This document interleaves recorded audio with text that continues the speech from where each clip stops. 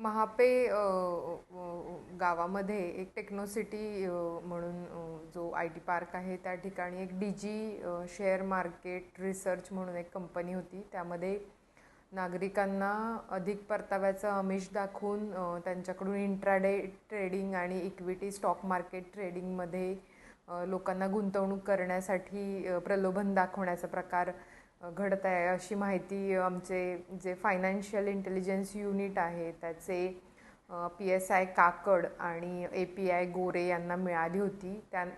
त्या माहितीला अनुसरून क्राईम ब्रांचचे FIUचं युनिट आणि सायबर पोलीस स्टेशन यांनी संयुक्त कारवाई केलेली आहे. त्यामध्ये म्हणजे खरंच हा प्रकार घडल्याचं निष्पन्न झालेलं आहे.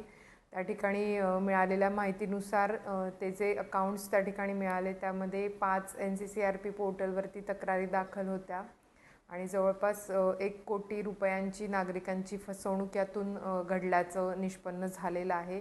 सध्या यामध्ये 2 आरोपींना अटक करण्यात आलेली आहे. तसेच एक पाहिजे आरोपी आहे आणि म्हणजे डेटा ॲनालिसिस केल्यानंतर फसवणुकीची रक्कमसुद्धा अजून वाढण्याची शक्यता यामध्ये दिसून येत आहे.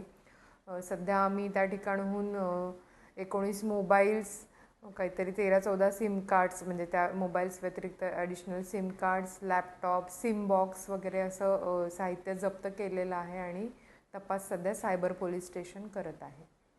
तसं काही नाही आहे.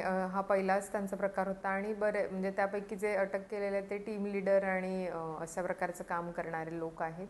या व्यतिरिक्त इतर 18 जण एम्प्लॉई त्या ठिकाणी काम करत होते. त्यांच्याकडे सुद्धा आमचा तपास चालू आहे की नक्की कशा प्रकारे हे कामकाज चालतं त्याविषयी.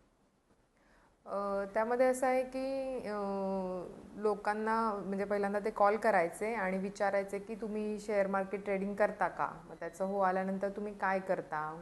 मग त्याला आम्ही तुम्हाला टिप्स दिल्या तर आणि तुम्हाला एका दिवसाला 15 ते 20% नफा तुम्हाला मिळेल असं सांगून मग सुरुवातीला ते 2-4 फ्री टिप्स द्यायचे जेणेकरून लोकांना फायदा व्हायचा आणि मग केल्यानंतर मग लोक त्यांना जास्त रक्कम जेव्हा टाकणार तर मग त्यावेळी ते चार्जेस त्यांच्याकडून घ्यायचे. जवळपास त्यांचे काहीतरी 18,500 रुपयापासूनचे पॅकेजेस स्टार्ट होत होते. साधारण एक महिना 1-1.5 महिन्यापासून चालू होतं.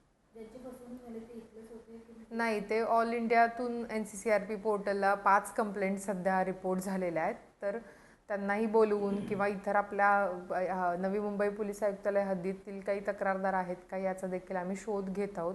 आपल्या मार्फतीने मी सर्वांना आवाहन करेल की अशा प्रकारे कमी वेळामध्ये जास्त पैसे मिळवून देण्याच्या जे शेअर मार्केटचे स्कॅम्स आहेत किंवा टिप्स देतात तर यावरती आपण काही विश्वास ठेवला नाही पाहिजे. जे सेबी रजिस्टर्ड लोक आहेत त्यांच्याकडूनच आपण जर अशा काही टिप्स हव्या असतील तर त्यांच्याकडून घेतल्या पाहिजे.